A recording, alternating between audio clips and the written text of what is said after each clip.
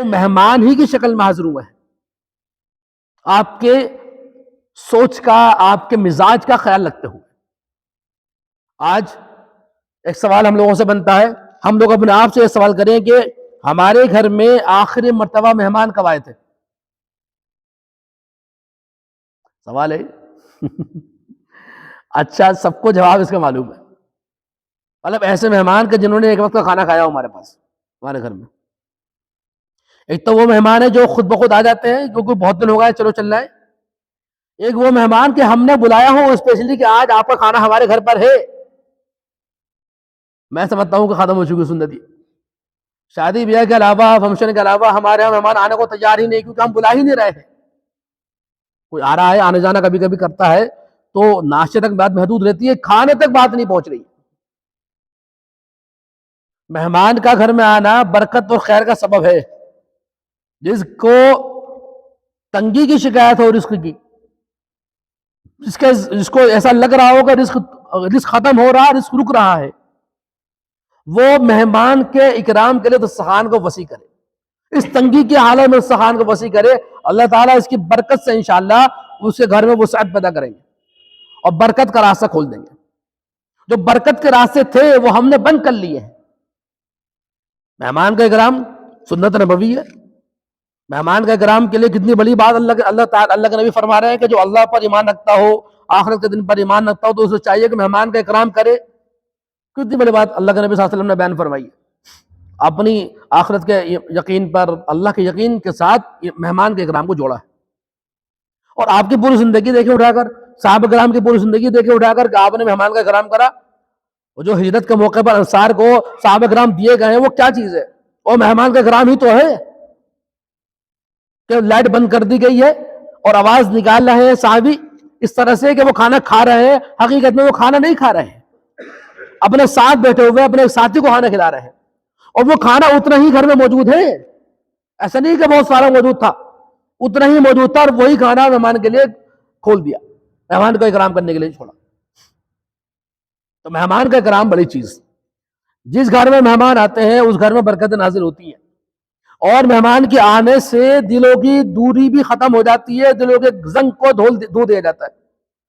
آپ کا دل اگر کسی سے پھٹا ہوا ہو، اور یا آپ کا دل کسی سے مل نہ رہا ہو، یا آپ کو سامنے والا عجیب لگ رہا ہو کہ یار اس کے خیالات سمجھ میں نہیں آتے، عجیب سا آدمی ہے، آپ اس کا اکرام کرنا شروع کریں مہمان کی عزت سے، اس کو دسترخوان پہ بلائیں، یا وہ آپ کو دسترخوان پہ بلائے، پہلی ہی ملاقات میں، پہلی ہی ضیافت میں آپ کے دل سے آدھا میل دور ہو جائے گا انشاءاللہ۔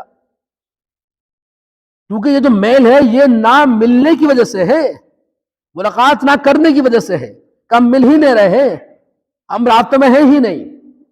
اور یہ جو مہمان کا نہ آنا ہے یہ برکت کو تو لے ہی جاتا ہے، دلوں کو دور تو کرتے ہے۔ اس کے علاوہ ایک بات اور ہے کہ جب مہمان گھر میں نہیں آتے ہیں تو گھر کی ماحول کی تربیت نہیں ہوتی ہے۔ آپ نے سنا ہوگا یا اپنے بڑوں سے، اپنی ماؤں سے، کہ انہوں نے کہا ہوگا اس بات کو کہ بھائی میں نے اپنے گھر کے اندر، اپنے باپ کے گھر میں مہمانوں کا آنے جانا دیکھا۔ عورتیں کہتی ہیں بہت ساری کہ بھائی میرے گھر میں تو مہمان آنے جانا کرتے تھے، مہمانوں کا ہم طرف رہتی تھی۔ اللہ کا فضل ہے، یہ کہتے ہوئے بالکل جھجک نہیں ہوتی، لیکن ڈرتے ہوئے یہ بات کہتا ہوں کہ الحمدللہ ہمارے اپنے گھر کے لیے مہمان نیا نہیں ہے۔ مہمان کا آنا ہمارے لیے نیا ہے ہی نہیں، نہ میرے گھر کے لیے، نہ میرے بچوں کے لیے، نہ میرے گھر کی عورتوں کے لیے۔ اللہ کا بڑا انعام ہے کہ اللہ تعالیٰ نے سنت کو ہمارے گھر میں زندہ کر رکھا ہے۔ اور میں سمجھتا ہوں کہ اگر ہمیں کچھ مل رہا ہے اس وقت روزی روٹی، یہ اس سنت کی برکت کی وجہ سے اللہ تعالیٰ مجھے عطا فرما رہا ہے۔ تو نیا نہیں ہے مہمان الحمدللہ ہمارے گھر کے لیے، اللہ کا فضل ہے۔ آپ آج اپنے گھر میں سے یہ مشورہ کریں کہ بھئی مجھے کل کو دعوت کرنی ہے اپنے کسی رشتہ دار کی، اور جب آپ اس رشتہ دار سے دعوت کے لیے کہیں گے کہ کل کو آپ کا کھانا ہمارے گھر پر ہے، تو وہ رشتہ دار پوچھے گا کہ بھئی کیا بات ہے، کیا معاملہ؟ آپ کہیں گے نہیں نہیں، بس ہم چاہ رہے ہیں کہ آپ دسترخوان پہ کھانا کھا لیں، کیونکہ تم نے پہلے تو نہ بلایا کبھی، کیا بات ہے بتا دو بھائی۔ آپ کہیں گے نہیں کوئی بات نہیں ہے، ہم دل چاہ رہے ہیں کہ آپ آ جائیں دسترخوان پر۔ وہ آ جائے گا لیکن آپ سے مسلسل پوچھتا رہے گا، کھانا کھاتا رہے گا، پوچھتا رہے گا کیا بات تھی، تو نے بتایا نا۔ اور عورتوں سے پوچھتے رہیں گے وہ کیا معاملہ تھا، کچھ تو بتا دے بھائی کیا کرا ہے، کیسا دسترخوان لگ رہا ہے، کیوں پوچھ رہا ہے بیچارہ؟ کیونکہ اس سے پہلے کبھی بلایا ہی نہیں بیچارہ، بلایا ہی نہیں، پہلی بار بلایا گیا ہے تو وہ چوک رہا ہے، یار ہو کیا رہا ہے، یار ایسا کیسے ہو سکتا ہے کہ کوئی ہمیں سخن میں بلا لے اپنے؟ ہوتا نہیں ہوتا ہے، آپ تجربہ کر لیجئے۔ ہمارے یہاں مہمان جب ہی آ رہا ہے جب ہم کوئی پروگرام کر رہے ہیں، کوئی فنکشن کر رہے ہیں، کوئی سیلیبریشن کر رہے ہیں، تب مہمان آ رہا ہے، اس کے علاوہ نہیں بلا رہے ہم کسی کو۔ کیوں نہیں بلا رہے ہیں بھائی؟ کیا 5 آدمیوں کو ایک مہینے میں کھانا نہیں کھلا سکتے ہم؟ بھائی کم سے کمزور آدمی بھی اگر یہ کوشش کرے کہ وہ یہ سوچے کہ بھائی ایک مرتبہ مہینے میں مجھے اپنے دسترخوان پر اپنے مہمان کو بلانا ہے، دسترخوان کو وسیع کرنا ہے، تو کیا 5 آدمیوں کی ایک فیملی نہیں بلائی جا سکتی ایک مہینے میں؟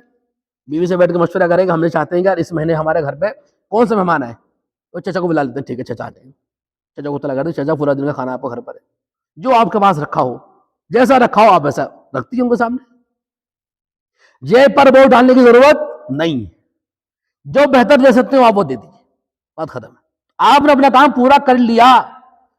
نبی پاک صلی اللہ علیہ وسلم نے میزبان کو یہ حکم دیا کہ مہمان اگر کھر رکھ دے بکری کے تو اسے کم مت سمجھنا، حالانکہ آج کل تو کھر کی اور پاؤ کی بڑی قیمت ہے، اس زمانے میں کھر کے پاؤ کی کوئی قیمت نہیں تھی، لیکن آپ نے مثال دی اس بات کی کہ چھوٹی سی چیز بھی ہو تو اسے تم کم مت سمجھنا، بڑی چیز ہے وہ۔ میزبان جو آپ کے لیے پیش کر رہا ہے آپ کے لیے وہ بڑی بات ہے، آپ کو اس کو اسی انداز میں کھانا ہے جس انداز میں آپ اپنے گھر میں کھانا کھاتے ہیں، بہتر سے بہتر۔ یہ سمجھایا اللہ کے نبی صلی اللہ علیہ وسلم نے کہ کم نہیں سمجھنا ہے۔ اس کی بڑی مثال آپ کو دوں کہ دارالعلوم دیوبند کا زمانہ ہے اور مولانا یعقوب نانوتوی صاحب رحمۃ اللہ علیہ صدر مدرس سے پرانی بات ہے، پرانی بات، لگ بھگ 60-70 سال کے سے پہلے کی بات ہے، وہ زمانہ ہے۔ اور اس زمانے میں گھسیارا جو گھاس کاٹتا ہے اس کا ایک نظام ہے، وہ بیچارہ 6 پیسے روزانہ کمانے کا آدمی، 2 روپے وہ گھر اپنے لیے رکھتا تھا، 2 پیسے جو ہے وہ ضرورت مندوں میں خرچ کر دیا کرتا تھا، 2 پیسے وہ روک لیا کرتا تھا، اور جب 1-2 مہینے میں وہ کچھ رقم اکٹھی ہوتی تھی تو دارالعلوم دیوبند کے اساتذہ کی وہ دعوت کیا کرتا تھا، اور اس دعوت میں ابلے ہوئے چاول اور صرف دال ہوتی تھی، دال۔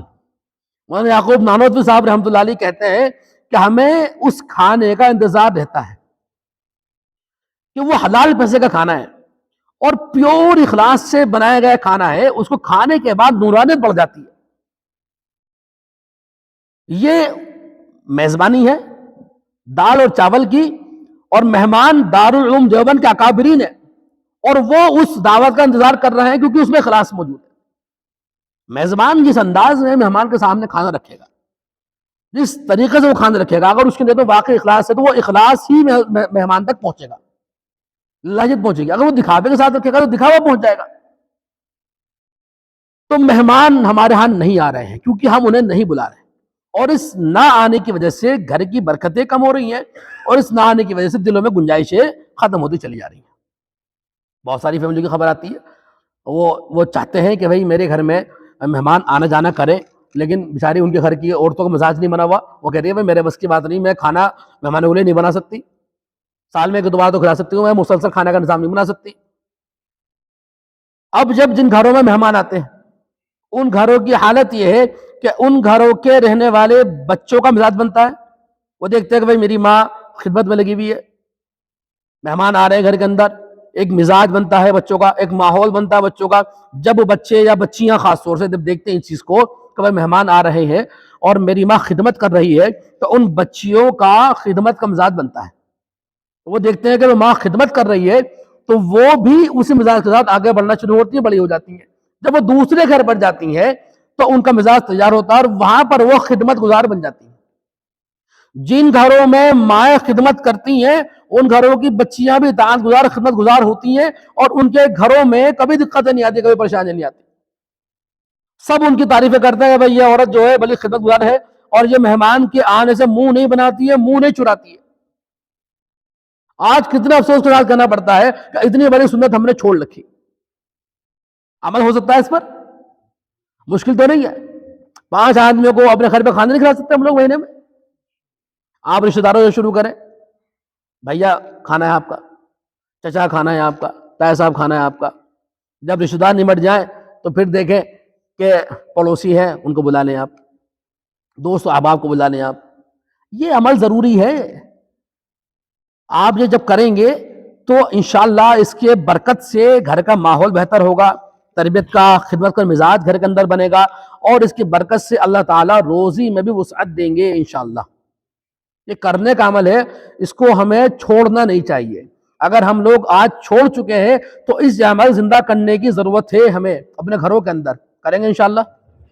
اللہ سے دعا ہے اللہ تعالی ہمیں عمل کی توفیق عطا فرمائے۔ وآخر دعوانا ان الحمد للہ رب العالمین۔